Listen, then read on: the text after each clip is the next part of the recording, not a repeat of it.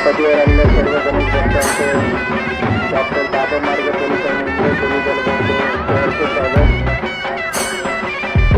आपल्या सोबत आलेल्या लहान मुलांची काळजी घ्या, कोणी त्यांचा हात सोडू नका.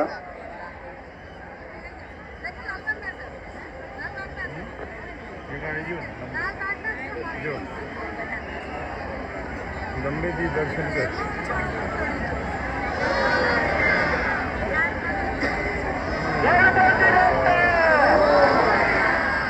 वेदांत गणेश पांचाळ 13 वर्षाचा मुलगा हरवलेला आहे. त्यांचे वडील इथे वाट पाहत होते. गणेश पांचाळ हे वाट पाहत आहेत कंट्रोल रूमला.